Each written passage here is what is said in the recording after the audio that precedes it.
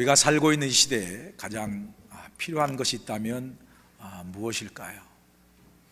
우리 주위에 기업이나 사회단체나 정부 기관에 여러 연수원에서 행해지는 교육이나 세미나들, 그리고 우리 목사님들의 모임이나 워크숍에 가면 거기서 다루고 배우는 주제 중에 가장 많이 다루는 주제가 바로 리더십이라는 주제입니다. 리더십이란 무엇일까요? 우리가 리더십에 대해서 많이 말을 하지만 정작 리더십이 무엇인가를 물으면 잘 대답을 하지 못한 그런 우리의 모습을 보게 됩니다. 제임스 맥그리거 번즈라는 사람이 이렇게 말했습니다. 리더십은 지상에서 가장 많이 언급되면서도 가장 이해가 부족한 현상이다. 늘상 리더십에 관한 이야기를 많이 하지만 정작 리더십에 대한 이해가 부족한 것이 우리의 현실이라는 것을 지적하는 말이죠. 수십 년간 기독교 선교단체를 이끌고 국제적인 리더십 강사로 유명했던 오스왈드 샌더스라는 분이 계시는데, 그분이 영적 리더십이라는 책을 썼는데 저는 그분이 정의한 리더십이라는 말이 참 좋습니다. 오스왈드 샌더스는 이렇게 리더십을 정의합니다. 리더십이란 한 사람이 다른 사람들에게 영향을 미치는 능력이다. 리더십이란 영향력이다라고 말하고 있는 것이죠. 여러분, 리더십이 영향력이라고 한다면 이건 다른 말로 표현하면 사람의 마음을 움직인다는 거거든요. 영향력이란 건 사람의 마음을 움직인다는 것이죠. 그리고 사람의 마음을 움직인다는 걸 또 다른 말로 표현하면 그 사람에게 감동을 준다는 거예요. 감동을 준다는 거예요. 다른 말로 표현하면 리더십이라는 것은 영향력이고, 영향력은 곧 사람의 마음을 움직이는 것이고, 사람의 마음을 움직이는 그것은 바로 감동을 주는 것을 이야기하는 거죠. 그러므로 리더십은요, 영향력이고 또한 감동이에요. 요즘 우리가 리더들의 부재다라고 얘기를 합니다. 리더들이 없어서가 아니에요, 여러분. 어쩌면 리더들이 너무 많죠. 어쩌면 리더들의 홍수 속에 살고 있는 게 우리 이 시대의 삶이 아니겠어요? 우리 가운데 이렇게 많은 리더들이 있는데 그럼에도 불구하고 왜 우리는 계속해서 리더십의 부재를 말하고 있을까요?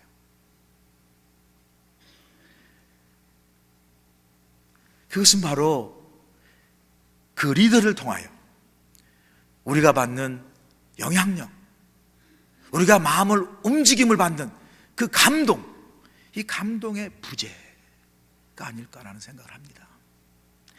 리더들은 너무 많지만 정작 그 리더를 통해서 영향력을 받고 마음이 움직임을 받고 그리고 감동을 주는 그 리더들이 부재하다는 거예요.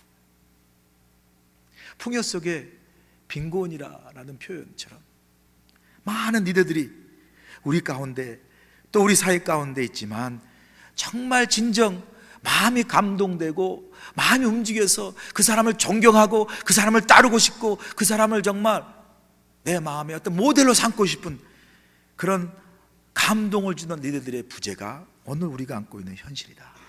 어쩌면 우리가 이 시대에 가장 필요한 건 이 감동을 주는 리더들이 아닐까라는 생각을 합니다. 여러분, 우리 모두는 다 어떤 의미에서 다 영향력을 주고 살아요. 내가 어떤 높은 리더 위치에 있어서가 아니라 우리 모두는 다 서로서로에게 영향력을 주고 삽니다. 그런 점에서 우리는 다 어떤 의미에서 다 리더들이에요. 어떤 사람은 다른 사람에게 정말 좋은 영향력, 감동을 주는 사람이 있는가 하면 어떤 사람은 다른 사람에게 참 부정적인 영향력, 정말 마음에 상처를 주고 아픔을 주는 그런 사람도 있습니다. 여러분은 어떤 사람인가요? 하나님은 우리가 사람들에게 믿는 그리스도인으로서 우리가 사람들에게 정말 좋은 영향력을 주는 것, 좀 더 다른 말로 표현하면 거룩한 영향력을 주며 사는 것, 감동을 주며 사는 그런 믿음의 사람, 하나님의 사람이 되기를 원하세요. 예수님께서 우리에게 말씀한 너는 세상의 빛이요 소금이라는 게 뭐예요? 세상에게 빛처럼 소금처럼 맛을 내고 영향력을 주고 감동을 주는 사람이 되라고 말씀하신 거 아니겠어요? 하나님은요, 우리에게 그렇게 사람들에게 감동을 주고 마음을 움직이고 영향력을 주는 사람이 되기를 원하죠. 그런데 종종 우리 가운데 보면요, 열심히 기도하고 열심히 찬송하고 열심히 말씀 보고 열심히 하나님을 위해서 신앙생활하고 믿음생활 한다고 하면서도 정작 주변에 함께하는 사람들에게는 그 사람 이기적이고 그 사람 속이 좁고 그 사람 정말 자기만 생각하는, 정말 다른 사람에게 좋지 않는 그러한 사람으로 부정적으로 평가되는 사람이 있어요. 저렇게 믿으면, 저 사람이면 내가 교회 안 가겠다, 뭐 신앙하지 않겠다라는 그러한 마음으로 부정적인 영향을 주는 사람이 있다라는 거예요. 물론 여러분, 우리가 믿으면서요, 사람의 평가, 남의 평가에 너무 흔들리지 말아야죠. 우리가 늘 설교하대로 사람 바라보지 말고 하나님만 바라보고 믿음 생활하라고 말해요. 맞습니다. 사람 평가에 너무 흔들릴 필요는 없어요. 더구나 어떤 경우 우리 주위의 사람들이 그냥 무작정 나를 시기하고 미워할 수도 있어요. 그런 사람들의 향한 나의 평가에 대해서 우리가 자지우지나 흔들리면 안 돼요. 그럴 때일수록 그것은 그 사람의 문제고 나는 하나님만 바라보고 믿음의 중심을 잡는다고 가는 그 믿음의 중심이 중요하죠. 중요합니다. 그럼에도 불구하고 여러분, 그럼에도 불구하고 하나님은 우리가 함께하는 다른 사람들, 교회 안에서나 교회 밖의 세상에서 함께하는 다른 사람들에게 빛과 소금처럼 좋은 영향력, 사람의 마음을 움직이는, 감동을 주는 그런 사람이 되기를 원해요. 내가 믿는 사람이라고 하면서도, 그래서 열심히 하나님의 신앙생활 하는데 내 주위에 많은 사람들이 나를 정말 부정적으로 평가하고 나를 좀 나쁘게 비호감으로 바라보는 그러한 모습이 있다면요, 나는 그런 거 신경 쓰지 않는다라고 말하지 말고요, 그것이 어쩌면 나에게 내가 돌아보아야 할 어떤 삶의 모습, 내가 또 성장해야 할 그런 모습이 있다는 사실을 우리가 깨달을 필요가 있어요. 깨달을 필요가 있어요. 하나님은 우리가 다 하나님의 사람으로, 믿는 그리스도인으로 주변 사람들에게 좋은 영향력을 주고 마음을 움직이고 감동을 주는 사람이 되기를 원하시기 때문에 그래요. 여러분, 왜 영향력이 중요합니까? 왜 감동을 주는 게 중요해요? 그것은요, 감동이 사람의 마음을 움직이고 사람은 마음이 움직일 때 변하고 마음이 움직일 때 행동이 나타나는 거예요. 말로 해야 되는 거 아니거든요. 제가 LA 다운타운에 마당몰이를 갔습니다. 일을 마치고 이제 저녁에 우리 집사람하고 바쁜 가운데서 좀 제가 좋은 남편이 되려고 이제 좀 식사도 하면서 좀 영화를 볼까. 요즘 8.15 해방을 맞아서 조국에 애국하는 길은 없고 그 8.15 해방을 만들어서 만든 독립영화 암살이라는 영화가 나왔어요. 암살. 그렇다고 저를 암살하지 마시고 암살 영화가 나왔는데, 그게 그 독립에 관한 영화이기 때문에 보는 것도 그 애국하는 마음 같더라고요. 그래서 큰 마음 먹고 이제 집사람하고 같이 음식점에 간 거죠. 네, 가죠. 마당에 가니까 마침 한국에서 유명하다는 그 한솔냉면이 서로 들어왔어요. 그 앞에 식당은 좀 망했더라고요. 보니까 내가 망할 줄 알았어요. 맛이 없더라고 보니까. 근데 들어온 지 한 달밖에 안 되고 한국의 유명한 백화점에서 아주 맛있는 냉면집이 들어왔는데 이름이 한솔냉면이에요. 가서 먹어보니까 진짜 맛있더라고요. 저 돈 받고 선전하는 거 아니고요, 솔직한 심정으로 맛있다라고 객관적으로 이야기하는, 맛있게 먹고요, 이제 식사를 끝나고 이제 바로 올라가서 암살이라는 영화, CGV라는 영화를 보려고, 거기서 보려고 갔습니다. 사람들이 줄을 섰어요. 그래서도 줄을 서서 보니까 이 줄이요, 이게 보니까 오늘 저녁에 볼 줄이 아니고 내일 상영할 그런 표를 사는 줄이더라고. 보니까 7시 반, 9시 반이 다 매진됐어요. 저는 9시 반 프로를 봐야 되는데 이미 다 솔드아웃, 매진됐어요. 그리고 서 있는 사람은 내일 표를 사는 거예요. 이야, 아주. 저도 가보니까 아니다 할까, 솔드아웃 됐대. 다 팔렸대요. 뭐 내일 나올 시간도 없는데 못 보나 보다. 그러고 이제 오는데 그 기다리는 벤치에 사람들은 다 사고 갔는데 거기에 젊은 그 한 20대 나는 총각과 그 할머니가 앉아 계시더라고요. 근데 그 할머니가 보니까 참 안타까운 마음으로 앉아 있고 좀 이렇게 좀 풀이 죽어 있었어요. 그래서 제가 이 목사의 그 센스가 또 발동되고 인사를 하고 어떻게 오셨어요? 이렇게 인사를 했죠. 제가 뭐 영화관 주인도 아닌데도 이렇게 물어봤어요. 어떻게 오셨냐고. 뭐 하여튼 그렇게 좀 이렇게 인사를 하는데 그 옆에 손자더라고요. 손자, 조셉이라는 손자인데 한 20살쯤 됐을까요? 들어본 즉 이 조셉이 그 할머니의 막내딸의 아들이에요. 그 손자죠. 손자가 할머니를 참 사랑해가지고 모처럼 시간을 내서 할머니를 저 밸리에 멀리 있는 데서 할머니를 운전해가지고 그 맛있는 한솥 냉면을 사드린 거예요. 사준 거예요. 할머니 냉면을 좋아하시니까 냉면을 사주고, 그 할머니에게 또 영화를 좋아하시니까 이번 독립영화 그 영화를 보겠다고 또 온 거예요. 할머니를 모시고. 그런데 보니까 그 한국말 잘 못해요. 저 할머니 모티고 왔어요 뭐 이러더라고요. 그리고 밥 먹고 갔는데 표가 없어졌어요 뭐 이렇게 얘기하는 거예요. 뭐 영어를 잘 못하니까. 그리고 제가 알아듣잖아요. 제가 워낙에 또 한국말을 잘하니까. 그래서 알아들었어요. 그러고 보는데 그래서 뭐 이게 내일표를 샀다는 거예요. 내일표를. 그래서 앉아 계시는데 다들 갔는데 그 할머니는 앉아 계시더라고요. 풀어주고. 자, 보니까 마음이 안 됐어요. 뭐 남일에 절대로 참견하는 꽃기호 같은 사람이 왔는데도 마음이 안 돼서 제가 윈도우로 갔어요. 표 없냐고. 저 알거든요. 솔드아웃 됐대. 그래도 혹시 남은 표 없냐고. 솔드아웃 됐대요. 그래서 제가 나는 안 사도 되니까 지금 저기 앉은 할머니가 저 멀리서 손자가 이렇게 할머니를 대접하고 영화를 꼭 보여주고 싶어 왔는데 이렇게 못 보고 오늘 가야 되고 저렇게 좀 이렇게 안타까운 마음을 앉아 계시는데 어떻게 표를 한번 구할 수 없겠냐 했더니 솔드아웃 됐대요. 그렇다고 제가 물러설 거면 그 창고에 가질 않았죠. 제가 왜 갔겠어요. 잠깐 뭐 제수차고 가려고 한 게 아니었으니까. 매니저한테 가서 이야기하라고. 매니저한테 혹시 모르니까 매니저한테. 그 저하고 이 대화했던 게 칼이라는 사람. 칼. 제가 가면 커피 한 잔 산다고 그랬어요. 칼. 그래서 뭐 없다 그러는데 제가 붙다니까 매니저한테 갔어요. 한참 있다가 나와요. 한 5분 거의 7분 10분 가까이 기다렸어요. 안 나오더라고요. 그리고 나중에 나와가지고 How many ticket do you need? 그러더라고요. 이야, 그때 4개 필요하다고 꼭 이해하고 싶었어요. 제가. 왜냐하면 끼어가지고 우리 집사람하고 보고 4개씩 필요하다고 꼭 이해하고 싶었는데 그러면 또 안 되잖아요. 이게 또 어떻게 했는지 모르니까 안타까움으로 2개 필요하다고 2개를 구했어요. 놀라지도 않았죠. 여러분, 그러니까 2개를 구했다니까 다 매진돼가지고 다 돌아간 2개를 구했어요. 제가 표 달라고, 내일 거 달라고 해서 주고 표를 받았어. 2개를. 정말. 그런데 놀라운 사실은요, 표를 바꿨는데 10불을 주는 거예요. 이 10불을 왜 주는 거냐 그랬더니 그 칼이라는 말이 내일 표는 더 비싸대요. 오늘 표를 사니까 이게 10불이 더 디스카운트 된다는데 계산이 안 나오지만 하여튼 10불을 받아서 제가 칼한테 줬어요. 그러니까 표도 얻었죠. 10불도 그냥 얻은 거예요. 야, 제가요 할 일 없어서 그렇게 낀 거 아니거든요. 할 일 없어서. 제가 목사인 줄 나중에 알아가지고 목사님 너무 할머니가 너무 감사하다고, 어디 교회에 계시냐고, 로리나이스 있다니까 제가 그곳에 살면 우리 교회 나오겠다고 이야기하시더라고. 근데 샌버라는 밸리 살았어요. 정말 안타까웠어요. 제가 이사 오시면 꼭 잊지 말고 오시라고 뭐 이렇게 절정적인 전도의 기회를 놓쳤지만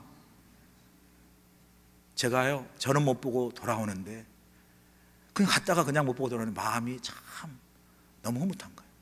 가만 생각해 보세요. 내가 좋은 일 하려고 아니에요. 바쁘고 그냥 저도 금방 갔을 텐데 왜 내가 그 머무르고 그리고 굳이 나가서 그 일했을까? 그 조셉이라는 젊은 아이가 2세인데도 불구하고 할머니를 그 사랑해서 모시고 와서 저녁 대접하고 영화를 보여주겠다는 그 마음이 참 저에게 감동을 준 거예요. 감동을 준 거예요.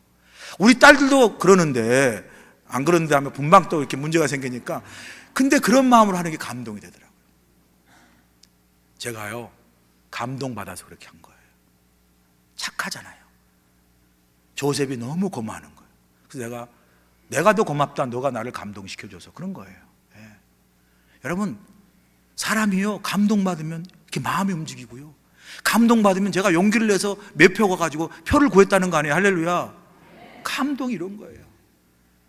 하나님의 사람, 그리스도 사람, 진정한 리더, 그 리더십을 가진 사람의 그 영향력은 바로 사람의 마음 움직이는 감동이라는 거예요. 감동. 하나님은 우리가 다 이런 감동을 주고 사는 하나님의 사람이 되기를 원하는 줄로 믿습니다. 오늘 느헤미야가요, 본문의 느헤미야가 이렇게 사람의 마음을 움직이는 감동을 주는 그러한 사람이었다는 거예요. 그러한 리더였다는 거예요.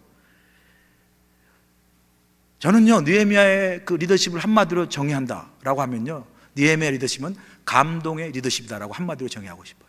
감동의 리더십. 느헤미야를 보면요, 정말 감동스러운 사람, 사람의 마음을 움직이는 사람은 이런 사람의 모습이구나, 이런 성품을 가진 사람이구나, 정말 리더는 이런 사람의 정말 리더십을 가져야 되는구나 하는 걸 우리에게 너무나 잘 보여주는 거죠. 여러분, 오늘 본문을 잘 읽어보세요. 읽어보시면 정말 느헤미야가 정말 우리가 정말 따르고 싶을 만한, 우리의 마음 움직일 만한 감동의 사람이라는 걸 알 수 있어요. 여러분이 깊이 묵상해서 읽으면서 감동을 받은 그 느헤미야의 모습이 우리에게만 감동을 주는 것이 아니라, 여러분에게 감동만 주는 것이 아니라, 아마 느헤미야가 성벽 재건을 하고 있는 그때 그 당시에도 그 느헤미야를 따랐던 그 백성들도 우리가 오늘 본 것처럼 느헤미야를 바라보면서 동일한 감동과 동일한 마음의 움직임을 저는 받았다고 생각합니다. 그렇기 때문에 그 포로 기한에서 정착하는데 얼마나 힘들어요. 자기 집도 쌓는 것도 아니고 자기 일도 아님에도 불구하고 백성들이 한 마음으로 성벽을 재건할 수 있는 그런 놀라운 역사를 이룰 수 있는 것은 느헤미야가 힘으로 밀어붙인 것도 아니고요, 권세로 권력으로 밀어붙인 것도 아니라, 그 백성들이 볼 때도 느헤미야가 정말 따르고 싶을 만한 감동을 주는 리더십을 가진 리더였기 때문에 함께 동참함으로 그 역사를 이룬 것이에요. 이룬 것이에요. 그러면 우리가 던져야 할 질문은 뭐냐면, 도대체 느헤미야가 어떤 모습을 가졌기에 이런 감동의 모습이 백성들을 움직이고, 또한 우리가 배워야 할 그런 리더로서, 정말 하나님의 사람으로서의 감동의 사람, 그 모습, 그 비결, 그것이 무엇인가를 우리가 본문을 통해서 배울 필요가 있다는 거죠. 오늘 우리가 본문을 통해서 느헤미야의 감동스러운 삶의 모습을 우리가 발견하게 되는데, 몇 가지 우리가 발견하게 돼요. 여러 모습 중에 첫 번째가 뭐냐면, 느헤미야가 정말 감동의 사람으로 우리에게 감동을 주는 그러한 첫 번째 모습이 뭐냐면, 느헤미야는 자신의 높은 권세와 권력을 가진 그런 총독의 자리에서도요, 자신의 총독으로서의 힘과 권력과 권세를 남용하지 않았어요. 오늘 14절 15절 보세요. 14절 보니까 자기가 아닥사스 왕의 부름을 받고 제20년부터 30년까지 12년 동안 총독의 녹을 받지 않고 형제들하고 함께 했었고요, 15절 보니까 나보다 먼저 있었던 총독들은 백성에게서 양식과 포도주와 또 은 40세계를 그들에게 빼앗았고, 또한 그들의 종자들도 백성을 압제하였으나 나는 하나님을 경외함으로 이같이 행하지 아니했다는 말이 나와요.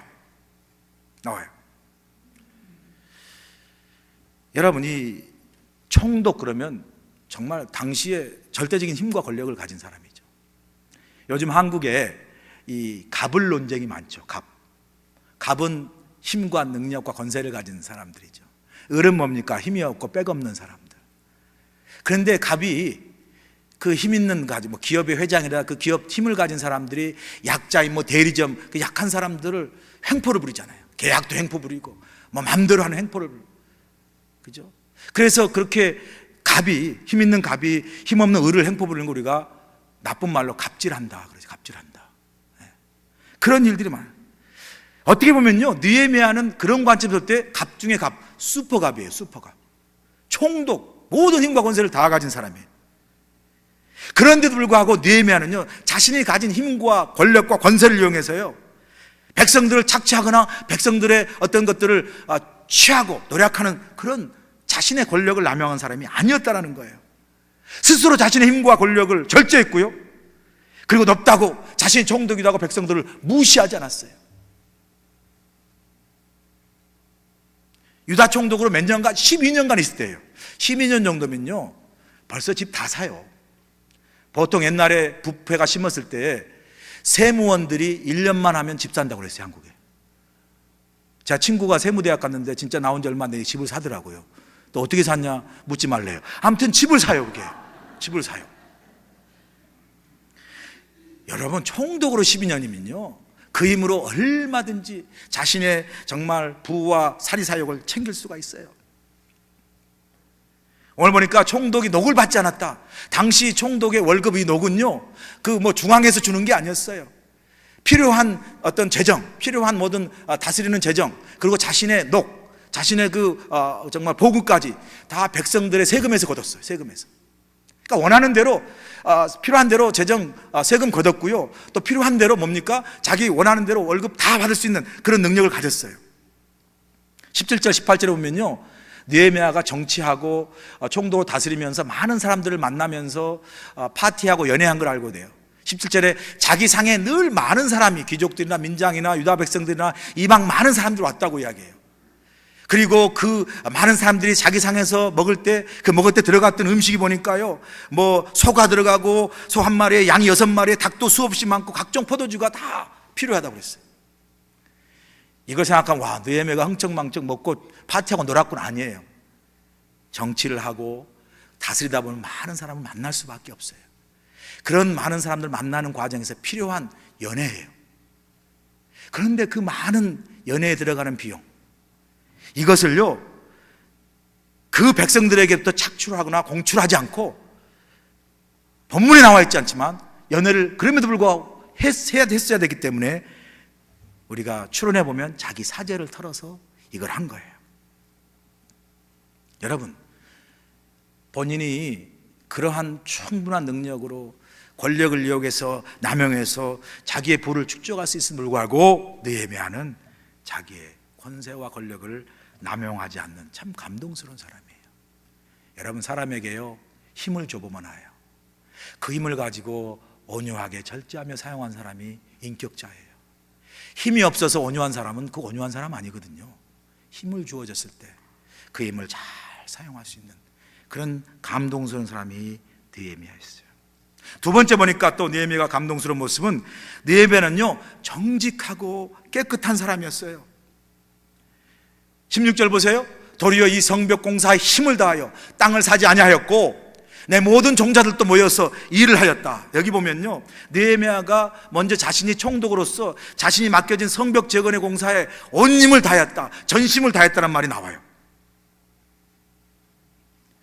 우리가 성전 건축을 해봐서 아는데요, 어떤 성전 건축이나 큰 어떤 건물을 짓거나 큰 건축 공사를 할 때요, 항상 따라다니는 유혹이 부실공사예요. 부실공사. 여러분, 부실공사가 왜 나냐면요, 공사를 맡은 사람들이 그 공사에서 정해진 대로 정직하게 하지 아니하고 어떻게든 싼 재료와 어떻게든 눈가림식으로 해가지고 거기서 나온 그러한 돈을 자기 개인으로 착복하기 위해서 부실공사가 이루어지는 거예요. 우리 교회도 보니까 다 짓고 나서 저 봉도요, 다 세워졌는데 탁탁탁 쳐보니까요, 봉이 뚝 떨어지는 거 있죠. 왠지 아세요? 봉을 다 나사로 줘야 되는데 살짝 접착제를 붙여놓은 거예요. 눈으로는 몰라요. 근데 탁 치니까 떡 떨어지더라고요. 다시 했어요. 부엌에 있는 자재도 원래 도면대로 하지 않아서 다 부시고 다시 했어요. 그렇게 부실공사가 생기는 게 건축공사의 특징이에요. 왜? 사리사욕을 부실하게 해서 챙기고 싶은 유혹이 있었던 거예요. 느헤미야는요, 건축공사 당사자가 아닌 총독이에요. 그러니 당사자도 그렇게 하는데 총독으로 얼마든지 자기 자신의 사리사욕을 챙길 수가 있어요.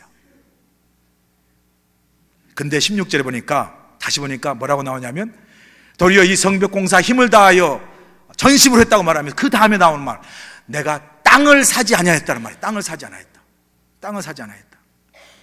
무슨 말입니까? 솔직히 그 성벽 재건 공사는요, 오늘날 현대판으로 이야기하면 신도시 계획이에요. 신도시 계획. 그렇잖아요. 지금 정착해가지고 새로운 백성들이 왔어요. 예루살렘도 황폐하고 무너졌어요. 그 황폐하고 무너진 것을 다시 재건하고 공사하는 걸 오늘날로 말하면 다시 재개발이고요. 그죠? 신도시 계획이에요. 이럴 때 항상 등장하는 게 뭐예요? 땅 투기잖아요. 땅 투기. 어느 시점에 개발이 된다고. 그래서 그 개발되는 그 시점을 알고 미리 땅을 사주고 나중에 개발되면 시세 차익을 통해서 많은 부를 챙기는 게 일명 부동산 투기잖아요. 우리가 국회 인사청문회 보면 국회의원들이나 장관들이 이제 자리에 오르기 위해서 청문회를 하잖아요. 근데 많은 경우 국무총리나 그 장관들이 낙마해요. 낙마하는 대부분이 뭔지 아세요? 부동산 투기 때문에 위장 전입해가지고, 혹은 장인 장모 손자 손녀 이름으로 땅을 사가지고, 그리고 꼭 하는 말이 그래요. 내가 샀더니 갑자기 땅이 올랐다고. 근데 사실은요, 힘을 가진 공무원들이 개발 계획을 누구보다도 잘 알아요. 그리고 그 비밀스러운 계획을 먼저 한 사람이 땅을 사놓고 개발이 되면 그 시세 차익 때문에 부를 챙기는 게 오늘날 늘 있는 현상이에요. 근데 재밌는 사실은 느헤미야 당시에도 이런 부동산 투기, 땅을 사는 투기가 있었다는 거예요. 내가 땅을 사지 않았다고 하는 말은 당시에도 그 땅을 사는 그런 일이 있었다는 거예요. 그래서 총독들이 자신의 권세를 이용하거나 어떤 자기 어떤 그 힘을 이용해서 땅을 사고요, 혹은 돈을 빌려줘서 갚지 못하면 땅을 빼앗아 버려요. 그래서 큰 땅을 가진 대지주가 총독이 되는 거예요. 그런 일이 흔하게 비일비재가에게 있었음에도 불구하고 오늘 느헤미야는 뭐라고 하냐면 나는 땅을 사지 않았다. 성벽 재건에 관한 신도시 계획, 새로운 개발 계획을 추진하면서도 그 과정에서 얼마든지 자기 사리사욕을 챙길 수도 불구하고 그는 오직 성벽 재건에만 전심하고 개인적으로 개발 그 과정을 이용해서 절대로 땅을 사 모으는 착복이나 착취를 하지 않았다는 거예요. 참 깨끗하고 참 정직한 느헤미야의 모습 아닙니까? 이게 백성들에게 감동을 준 거예요. 백성들이 눈이 없습니까? 다 알죠. 참 감동스러운 느헤미야의 모습입니다. 또 한 가지, 세 번째 감동스러운 건요, 느헤미야는 어떤 사람이에요? 겸손히 섬기는 사람이었어요. 겸손히 섬기는 사람. 총독 가면요 참 겸손하기가 힘들어요. 겸손을 하고 싶어도 옆에 사람이 겸손하지 못하도록 하도 아부를 떨어서 그냥 본인이 스스로 그런 권위와 그런 권세에 취하도록 만들게 한, 마치 마약처럼 취하게 만들고 하는 그런 위치가 총독의 자리예요. 겸손하기 어렵습니다. 섬기기 어려워요. 그런 자리에 올라가면 호의호식하고 군림하는 게 보통인데 오늘 본문에 보면요 느헤미야는 그러지 않았다는 거예요. 16절 한번 보세요. 다시 보면 도리어 이 성벽 공사에 힘을 다하여 땅을 사지 아니하였고 내 모든 종자들도 모여서 일을 하였다, 이렇게 말해 나와요. 여기 말씀에 우리가 두 가지를 주의 깊게 볼 필요가 있어요. 두 가지 구절. 첫 번째 구절이 뭐냐면 도리어 이 성벽 공사에 힘을 다했다, 그 말이 나오고요, 그 동일한 구절의 마지막 절에 보니까 내 모든 종자들도 모여서 일을 하였다, 일을 하였다. 이 두 구절을 가만 보면요, 느헤미야가 총독으로 성벽 재건 공사를 하면서 이거 해 저거 해 관리만 하고 군림하면서 막 그냥 백성들을 지휘하는 그런 사람이 아니었다는 걸 알 수 있어요. 단지 총독으로서 권위를 가지고 감동만 했다는 것이 아니라 오늘 이 두 구절을 자세히 보면요, 느헤미야 자신도 성벽 재건을 감독하면서 동시에 그 자신도 백성들과 함께 손을 걷어붙이고 같이 일하며 같이 흙 나르고 땅을 파고 함께 그렇게 동참했던 그런 사람인 것을 우리가 알 수 있어요. 그뿐만 아니라 자신의 종들도 역시 나 느헤미야 종이야. 옛날에 유명한 그 차 무슨 대통령 경호실장 있잖아요. 요즘 중앙일보 보니까 박정희 대통령의 그 여러 가지 그 역사 비화가 나와 있더라고요. 근데 참 재밌는 사진이 있어요. 그때 김종필 예전 국무총리고 회고하는데 박정희 대통령 옛날에 연두순실 했잖아요. 연두순실하고 지방에 도지사한테 가고 장관에 가면요, 국무총회 장관들은 이제 대통령이 딱 앉아 있는데 장관들은 이렇게 열중시하고 서 있어요. 근데 차지철은요 그 옆에 의자에서 딱 버티고 앉아 있어요. 이게 뭔지 아세요? 이렇게. 그러다 넘어져 버렸잖아요, 뒤로. 이게 뭐냐면요, 계급으로나 위치로는 전혀 낮은 사람이에요. 근데 어떤 거예요? 대통령 경호실장 그 신임 하나로요 그냥 장관이 국무총리고 그 앞에서 일하러 뺨도 때리고 그랬다고 그러잖아요. 그게요 권력이에요. 그 종자들도 내 느헤미야 총독의 종자라는 얼마나 권세를 부릴 수 있음에도 불구하고 본문에 보니까 그 종자들도 열심히 함께 일했다는 거예요. 이게 바로 느헤미야가 보여준 참 감동스러운 리더십이에요. 감독했을 뿐만 아니라 필요하다면 백성도 함께 손을 걷어붙이고 흙더미들을 나르고 돌을 나르고 땅을 파는 그런 일을 전혀 개의치 않고 감당했던 겸손한 사람, 섬김의 사람이에요. 내가 총독인데 왜 이래? 내가 귀족인데 왜 이것을 해? 그 드고와 귀족들은 그런 교만한 마음으로 하지 않았다라고 우리가 사정에서 보지 않았습니까? 내 일도 아닌데 내가 왜 해? 라는 태도를 갖지 않았어요. 우리 교회 본당에 화장실 둘이 있죠, 여러분. 또 여기에 화장실이 있는데 여러분 화장실 가시면 이제 참 좋은 화장실로 돼 있죠. 가보시면 세면대가 있잖아요. 그리고 세면대 여러분 손을 씻으시죠. 그 세면대의 물비누가 무슨 색깔인 줄 아세요? 우리 교회 물비누가 핑크 색깔이에요. 그냥 그것도 모르고 쓰신 분은 괜찮으신데 색깔 보시면 핑크빛이에요 그게. 근데 이제 받다 보면은 그게 물 비누라 흘릴 수가 있어요. 제가 가끔 들어가 보면 아마 누가 쓰시다 흘리셨나 봐. 그러면 세면대에 그게 흘려 있어요. 그러면 여러분도 그러시겠지만 저도 그걸 닦아요. 그냥 나오지 않고 닦습니다. 자, 손을 씻고 여러분이 종이를 이제 빼서 종이를 닦지 않 하다 보면 종이 바닥에 종이가 떨어져 있어요. 그죠? 분명 여러분도 그러실 거예요. 저도 그 떨어진 종이를 줍습니다. 그리고 넣어요. 물론 여러분 우리 교회 청소하신 분이 오셔서 청소하면 다 깨끗해집니다. 그러나 주일날 우리가 합치 쓸 때 그런 게 떨어져 있고 흘러 있을 때 닦고 줍는 것, 그건 누가 하지 않아도 할 수 있어요. 청소하신 분이. 그러나 이 성전, 이게 하나님의 성전이고 주의 몸된 제단이고 우리 교회고 우리 몸이고 우리 가정이고 우리 자신이라고 생각할 때 안에서나 밖에서나 부족한 것들을 줍는 그런 모습이 느헤미야였고, 그런 모습이 저와 여러분의 모습이 되기를 간절히 소원합니다. 이게 느헤미야가 보여준 거예요. 참 이걸 보면요, 느헤미야가 참 감동스럽고 참 아름다운 모습을 가진, 정말 따르고 싶은 그런 리더십을 가진 사람이다, 이런 걸 알 수 있어요. 야, 정말 느헤미야 멋있다. 자, 오늘 설교 끝입니다 라고 한다면 우리는 진정으로 중요한 걸 놓치는 거예요. 우리 생각해 보셔야 돼요. 느헤미야 이런 모습을 보고 참 감동받고 좋은 모습이다라는 그런 우리가 감탄을 하는데, 중요한 것은 느헤미야가 어떻게 이런 많은 유혹과 많은 권세를 남용할 수 있고 많은 것을 개인적으로 착취하고 사리사욕할 수 있는 많은 유혹과 그런 많은 어떤 기회에도 불구하고 어떻게 느헤미야가 그런 모든 걸 다 물리치고 사람의 마음을 움직이고 백성의 마음을 움직이고 하나님의 마음을 감동시키는 그런 감동스러운 하나님의 사람이 되었을까? 그거를 하나님의 감동스러운 사람으로 만들게 한 원동력과 이유는 무엇일까? 그걸 우리가 한번 생각해 보셔야 돼요.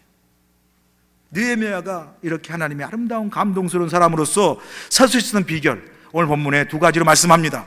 첫 번째 보니까요, 느헤미야가 이렇게 하나님 앞에 감동스러운 모습을 갖고 우리에게도 감동을 주는 정말 좋은 하나님의 사람, 믿음의 사람, 리더가 될 수 있었던 그 비결의 첫 번째가 뭐냐면, 그는 하나님을 경외하였기 때문에. 하나님을 경외했기 때문에. 하나님을 경외한다는 말은 다른 말로 표현하면요, 하나님을 사랑했다. 하나님을 사랑했다. 15절 보세요. 나보다 먼저 있었던 총독들은 백성에게서 양식과 포도주를 빼앗고 그들의 종자들도 백성을 압제하였으나 나는 하나님을 경외함으로 이와 같이 행하지 아니하였다. 나도 총독의 권한으로 내 종들도 그 권한과 권한을 이용해서 얼마든지 착복하고 착취할 수 있었지만 나는 하나님을 경외함으로, 나는 하나님을 사랑함으로 이와 같이 행하지 않았던 것. 원래부터 훌륭한 사람이었다고 말하면 뭐 할 말 없죠. 원래부터 그런 사람이야, 원래부터 좋은 사람이 아니에요. 원래부터 우리처럼 다 유혹을 받고 우리처럼 다 그렇게 세상 사람이 하는 것처럼 하고 싶은 마음이 있었지만 그보다도 하나님을 경외했기 때문에, 하나님을 사랑했기 때문에 그거를 물리쳤던 믿음의 사람이었다는 거예요. 하나님을 경외했기 때문에, 하나님을 경외했기 때문에. 그러면서 뭐라고요? 19절에 보니까요, 내 하나님이여, 내가 이 백성을 위하여 행한 모든 일을 기억하사 내게 은혜를 베풀어 주십시오.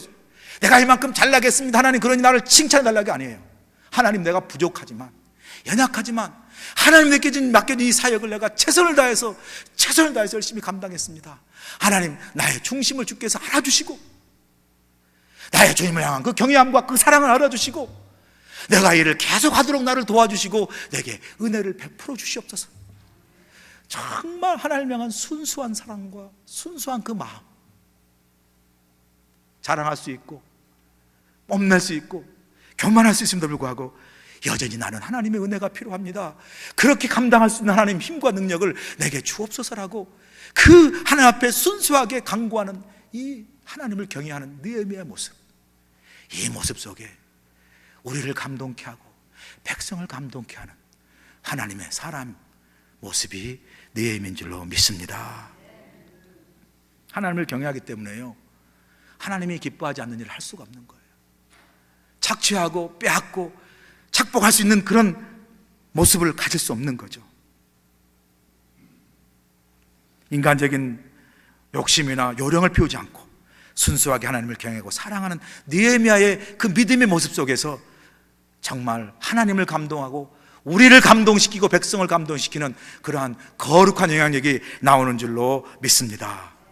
그래서 다 할 수 있었지만, 다른 사람 다 그렇게 할 수 있었지만 나는 하나님을 경외함으로 그렇지 하지 않습니다. 그러니 하나님, 내가 이런 마음으로 계속해서 하나님을 섬길 수 있도록 내게 은혜를 베풀어 주시옵소서. 그런 기도가 우리의 기도요 고백이 되길 간절히 소원합니다. 또 하나의 중요한 이유가 있습니다. 그것은 뭡니까?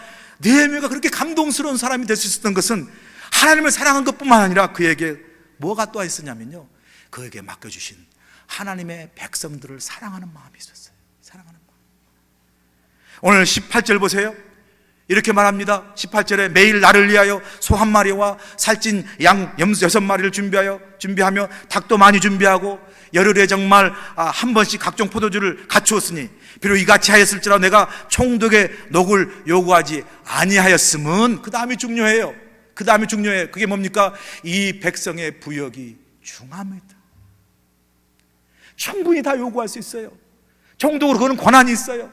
그래서 백성들도 필요한 걸 다 공출하고 착출할 수 있어요. 그럼에도 불구하고 그렇게 하지 않는 것은 지금 하나님의 성벽을 재건하는 백성들의 부역도 이미 무거운데 어깨가 덧붙여서 내 필요한 것과 내가 원하는 것을 백성들에게 공출한다는 건 이건 너무나 큰 어깨에 무거운 짐을 다시 지우는 것이다. 이 백성들을 아끼는 마음, 사랑하는 마음, 배려하는 마음이에요. 배려하는. 여러분, 이렇게 느헤미야는요 다른 사람을 사랑하고 백성을 아끼고 배려하는 마음이 있었어요. 우리가요 정말 누구에게 감동을 주는 사람이 되기 위해서는요 이렇게 다른 사람을 아끼고 사랑하고 배려하는 마음이 필요합니다.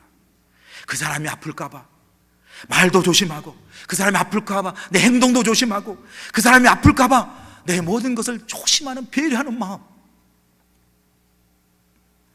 사람들이 뭐 때문에 상처를 받아요? 지혜롭지 못하고 덕스럽지 못한 말과 행동, 그런 비난, 불평들 하잖아요. 대신에 여러분, 감동을 주고 위로를 주고 격려를 해주는 말을 하세요. 어떤 교회는요, 어떤 교인에게 내가 당신을 참 위로한다, 격려한다라고 전하는 말이요, 그 사람 말 들으면 뒤집을 말만 해. 아니, 집사님 그랬잖아요. 근데 집사님, 사람들이 그렇게 말하대? 근데 그렇게 말하는 그 내용이요, 그 사람 들으면 아주 뒤집을 말, 자기도 들으면 기분 나쁜 말을 위한다는 말로 대신하고 있어요. 여러분, 그러지 마세요. 좋은 말은 전하세요. 좋지 않는 말은 여러분 안에서 끊으세요. 할렐루야. 끊으세요. 여러분, 그래서 우리가요 격려하고 사랑하는, 그래서 그 사람을 배려하는 마음에 말과 행동을 하셔야 돼요. 천국이 되려면요 이 4가지 방언을 하셔야 돼요. 천국 방언. 이 4가지 방언만 하면요 다 우리 공동체가 천국이 돼요. 한번 따라해 볼까요? 이 천국 4가지 방언. 미안해요. 미안하세요? 네, 미안해요. 괜찮아요. 고마워요. 사랑해요. 이게 천국 4가지 방언입니다. 우리 교회가요 여러분 가운데 미안해요, 괜찮아요, 고마워요, 사랑해요라만 여러분 이 천국 방언만 잘해도 우리 교회가 천국되고 감동되는 교회가 될 줄로 믿습니다. 느헤미야가 부담이 될까 봐 백성들에게 그 부역을 요구하지 않았다는 거죠. 예수님께서 율법사가 묻습니다. 하나님이 가르쳐 율법의 가장 큰 계명이 뭡니까? 이야기할 때 너 하나님을 내 몸과 마음과 정성을 다하여 하나님을 사랑하고 이와 같이 똑같이 내 이웃을 내 몸과 같이 사랑하라. 하나님의 사랑과 함께하는 백성과 이웃 사랑이 그대로 배어 있는 사람, 느헤미야 사람. 느헤미야. 여러분, 이 시대 사람들이 기다리는 건요 목소리 크고 말 높이는 거 기다리지 않습니다. 이 시대 사람들이 기다리는 것은 감동이에요. 사람들이 감동을 기다리고 감동에 목말라 있습니다. 사람들 마음속에 감동을 주고 하나님도 감동하고 사람을 감동을 주는 그러한 성도들을 이 시대가 요구하고 있다는 거예요. 여러분, 우리 믿는 사람이 완벽해서 부족하지만 나의 부족함을 주의 은혜로 도우시고 내가 할 수만 있다면 나의 말과 행동으로 다른 사람에게 빛과 소금의 감동을 주고 마음을 움직이고 거룩한 영향력을 주는 그런 여러분이 되시길 주의로 간절히 축원합니다. 여러분, 교회가 위기다는 말을 많이 해요. 교회가 줄어든대요, 한국 교회가. 그리고 그래서 성도가 줄어든대요. 그래서 교회가 이제 양적으로 줄어드는 위기래요. 여러분, 교회 위기는요 양적인 위기가 아니에요. 줄어든다 할지라도, 성도가 줄어들고 교회가 줄어든다 할지라도 아직 교회 많습니다. 아직 성도 많아요. 양적인 위기가 아니에요. 교회 진짜 위기는요 정말 성도가, 정말 교회가 세상을 향하여, 사람들을 향하여 사람의 마음을 움직이고 감동을 주지 못하는 이 질적인 위기가 진짜 위기예요. 질적 위기가. 이 시대에 감동을 주는 사람, 느헤미야가 정말 감동스럽다고 감탄하는 거 끝난 것이 아니라 그 감동스러운 느헤미야 삶처럼 나도 하나님의 이름으로 감동을 주는 하나님의 사람이 되는 결단을 저와 여러분이 하시길 간절히 축원합니다. 그 감동으로 교회를 세워나가고, 그 감동으로 사람들을 세워나가서 성벽 재건이 그 교회를 재건하고 우리 아름다운 믿음의 공동체인 남과주 주님의 교회를 재건해 나가는 아름다운 축복의 역사 있기를 주로 간절히 축원합니다. 기도하겠습니다. 좋으신 아버지 하나님, 감사합니다. 아버지 하나님, 리더들은 많지만 마음을 움직이고 감동을 주는 리더십의 부재가 오늘 교회 위기고 오늘 성도 위기입니다.